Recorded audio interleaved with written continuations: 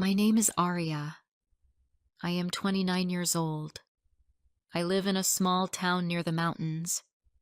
I work as a school teacher. I love children. I love painting. I love quiet mornings with coffee and books. 3 years ago, I met Daniel. He was funny. He was kind. He asked about my dreams. He listened to me when I talked. We met at a bookstore. I dropped a book. He picked it up. That was the beginning. Daniel was a doctor. He had soft eyes and a warm voice. When he smiled, I felt safe. We talked for hours in cafes. We walked in the park on Sundays. He once said, "With you, I feel peace." After 6 months, he said, "I want you to meet my family." I felt nervous but happy. I wanted them to like me. We drove to his parents' house. It was big and quiet. His mother opened the door. She looked at me, not with a smile, not with joy, just a small hello. His father said, "So, this is her?" I smiled. "Hello, it's nice to meet you." He looked at Daniel and said, "You didn't tell us she's a teacher." Dinner was quiet. I tried to talk, but his mother didn't ask me anything. She asked Daniel how work was. She asked about the hospital. She didn't look at me. His sister Emma came later. She gave me a short hug, then whispered, "You don't look like the girls he dated before." I didn't understand. I smiled anyway. After dinner, Daniel said, "I think they like you." I wanted to believe him. So I said, "Maybe they're just shy." But in my heart, I felt something cold. Months passed. Daniel and I moved in together. He asked me to marry him. I said yes. I was happy. I thought, this is my new family. His mother didn't call to say congratulations. His sister didn't reply to my message. Only his father said, "It's your life, Daniel." At our engagement party, his mother wore black. She said, "It's just a color." But I felt the meaning. She pulled Daniel to the side. I heard her say, "You can still change your mind." Daniel said, "Stop it, Mom. I love her." I stood alone near the window. My smile faded. When we got married, I invited my parents, my cousins, my old teacher. Everyone from my side smiled, danced, and hugged us. His family sat at a table in the corner. They didn't clap during our first dance. They didn't come to the photo booth. They left early. That night I cried in the bathroom. Daniel knocked. "Are you okay?" I said, "Why don't they like me?" He said, "They'll come around." But they didn't. Our new home was small but sweet. I painted the walls soft yellow. I put flowers near the window. I wanted it to feel warm. Daniel worked long hours. I cooked dinner every night. I called his mother to ask what dish he liked as a child. She said, "You should already know." I hung up. My hand shook. One evening she visited without calling. She looked around and said, "So plain. Doesn't feel like home." I made tea. She took one sip and said, "Not like mine." I sat quietly. I felt small in my own house. Daniel came home and said, "Hi, Mom." She smiled at him, not at me. That night I asked him, "Did I do something wrong?" He said, "No. She's just like that." A few weeks later, Emma got engaged. Daniel was happy for her. We went to her party. I wore a soft pink dress. I gave her a necklace with her name on it. She opened it, smiled faintly, and said, "Thanks." Later, I heard her talking to someone. "I don't know what he sees in her. She's so simple." She didn't know I was behind the door. That night I didn't speak in the car. Daniel asked, "What's wrong?" I said, "They think I don't belong." He sighed. "Please don't start this again." "Start what?" I asked. "I just want to feel welcome." "You're making it hard," he said. His words hurt more than Emma's. We had dinner with his parents again. I brought a small plant for his mother. She looked at it and said, "I don't need more things to take care of." I put it on the table anyway. His father asked me, "Still teaching little kids?" I smiled. "Yes. I love it." He said, "Maybe you'll get a real job one day." Daniel laughed. I didn't. Later, I washed dishes in the kitchen alone. I heard them in the living room.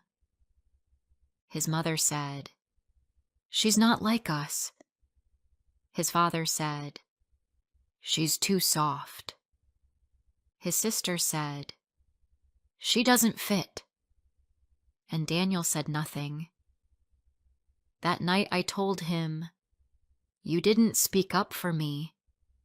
He said, "I didn't want to argue." I said, "So you let them talk about me?" He looked tired. "I don't want to choose between you and them." I whispered, "But they've already chosen. They don't want me." He didn't answer. I turned off the light. I didn't sleep. The next day, I visited my mother. I sat at her kitchen table and cried. She held my hand. "You don't have to try so hard to be loved, Arya." I said, "But I want to be part of his family." She said, "You married him, not their cold hearts." I hugged her. I felt safe. But when I came home, Daniel was quiet. He said, "My mom feels like you're not trying." I laughed. I cook, I smile, I stay quiet. What more do they want? He didn't answer. I said, "Maybe I'll never be enough for them." He said, "Don't say that." But I knew. Deep down, I knew. Before I share the rest of my story, I want to ask you something. Where are you listening from? It gives me strength to know someone is hearing my words, someone who understands me. Please tell me in the comments. I would really love to know. A few months passed. I stopped visiting his family. I stayed quiet when they were mentioned. I focused on my job, my students, and our little home. Daniel stopped talking much about them too. He said, "Let's just live our life." But deep inside, I felt something growing, a distance, not just with his family, but with him. One evening, Daniel came home and said, "Emma is having a baby." I smiled. "That's wonderful." He said, "They're having a family dinner next week. You should come." I looked at him. "Do they want me there?" He paused. "It would mean a lot to me." So I said yes. The day of the dinner, I wore a soft blue dress. I made a cake with strawberries. I told myself, maybe this time will be better. We arrived at his parents' house. His mother opened the door. She looked at the cake and said, "Too sweet for us, but thank you." Emma was glowing. Her husband stood beside her proudly. Everyone gave her gifts and hugs. I gave her a small hand-knitted baby blanket I made myself. She smiled and said, "Oh, handmade," then placed it on a chair. His mother gave her a gold necklace. His father gave her a baby stroller. They smiled at each other. I stood in the corner watching. At dinner, I sat next to Daniel. No one spoke to me. Emma talked about baby names. His father talked about money. His mother talked about old family traditions. I tried to join the talk once. I used to help in the nursery at my school. Babies love music. His mother looked at me. "That's cute, but family is different from work." I felt heat in my face. Daniel said nothing. I looked at him, but he didn't even glance at me. After dessert, I went to the bathroom and locked the door. I looked in the mirror. My eyes were red. My lips trembled. I whispered, "Why am I here?"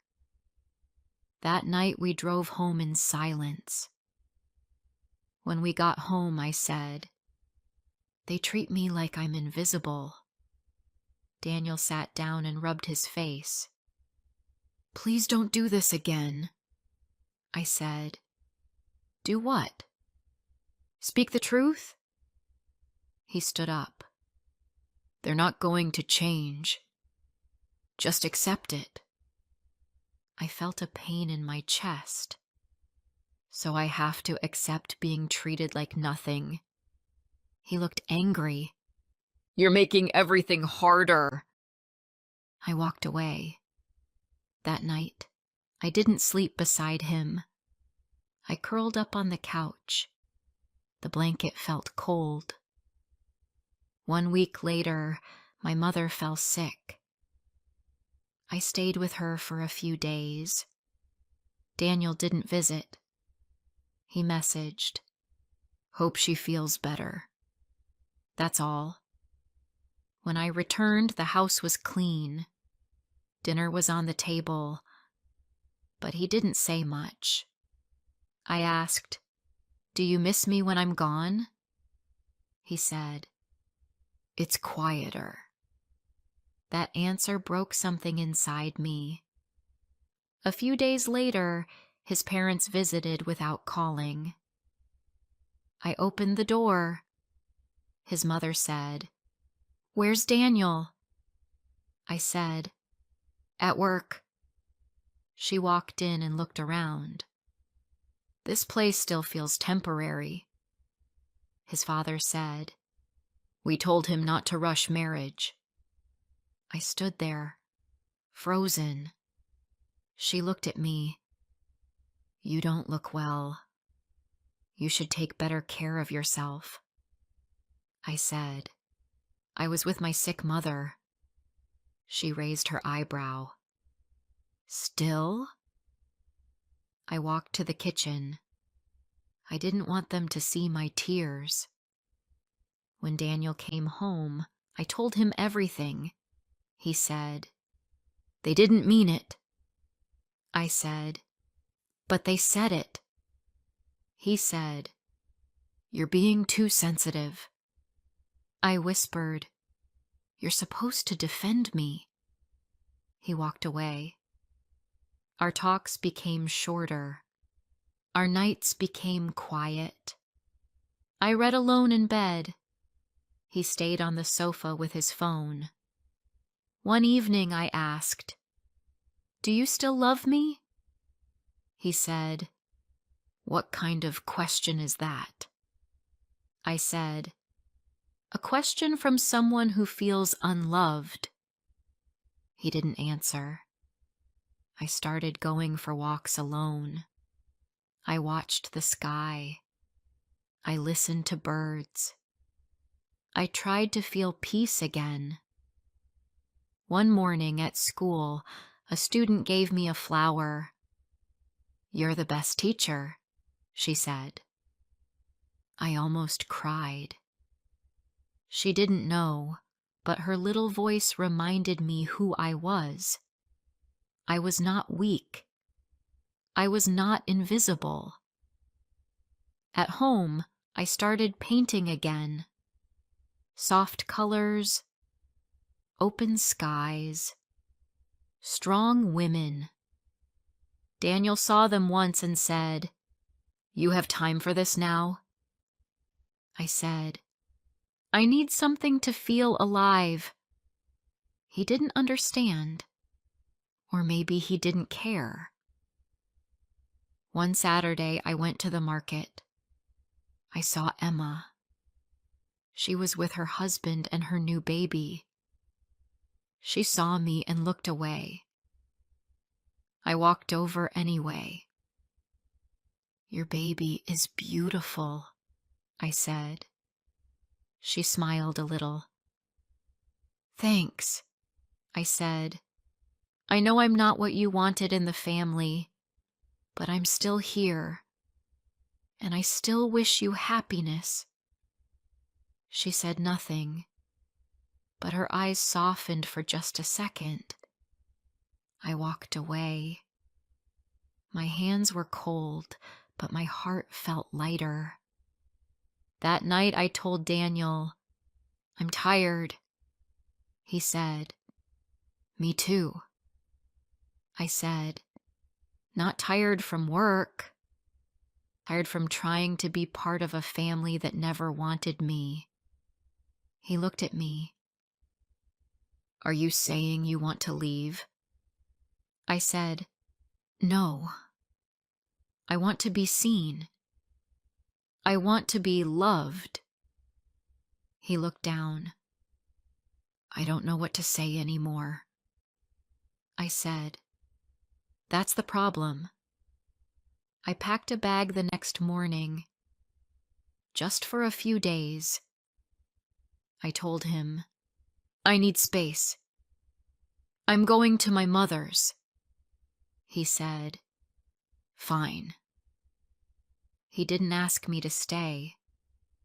As I left, I looked at our wedding photo on the wall. We were smiling, holding hands, hopeful. That girl in the photo wanted love, wanted a family, but the family didn't want her. I sat on the bus. I looked out the window. Trees passed by. The sky was wide and blue. I thought, I don't know what happens next, but I know I need to breathe. And for the first time in a long time, I did. I stayed at my mother's house for 2 weeks. She made tea every morning. She didn't ask many questions. She just sat beside me. One day I said, "I feel like I failed." She looked at me. You didn't fail. You just gave love to the wrong people. Her words stayed with me. Daniel didn't visit. He didn't call. He sent 2 short texts. Hope you're okay. Let me know when you're coming back. That was all. I stared at my phone every night, hoping, wishing, but the silence said everything. One evening, I took a long walk. The air was soft. The trees moved gently. I passed by my old school. The windows were glowing with light. I missed my students. I missed their laughter. But I didn't miss my house. I didn't miss the quiet cold between me and Daniel. I didn't miss feeling like a stranger in my own life. The next morning I wrote a letter. It wasn't long. Daniel, I waited for your love to protect me. I waited for your family to accept me. But I can't wait anymore. I need peace. I need light. I need to be seen. Goodbye. Aria. I left the letter at our house. I didn't wait to see his face. I didn't need to. Because this time, I chose myself. Weeks passed. I moved back in with my mother. I started painting every day. Bright skies, strong trees, open doors. My old school asked me to return. I said yes. The children ran into my arms. One girl said, "I missed your stories." I smiled and said, "I missed you too." One Saturday, I joined a small art group. We painted by the river. There, I met Claire. She was soft-spoken, kind, and always smiling. We became friends quickly. We talked about books, nature, and healing. One day she said, "You speak gently, but your heart is strong." I smiled. "I used to feel small," she said. "Not anymore." One evening Daniel called. I saw his name on the screen. I didn't answer. He sent a message. "I didn't fight for you like I should have. I'm sorry." I read it, but I didn't reply. Some apologies come too late. A few months later, Emma sent a message.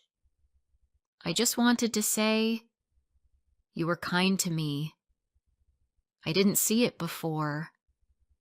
That night, I cried. Not because of pain, but because I was finally letting go of it. I held an art show in the town library. I called it Still Here. People came. They looked at my paintings. They asked questions. They smiled. One woman pointed to a painting of a woman standing alone, holding an open umbrella under a clear sky. She asked, "Is this about heartbreak?"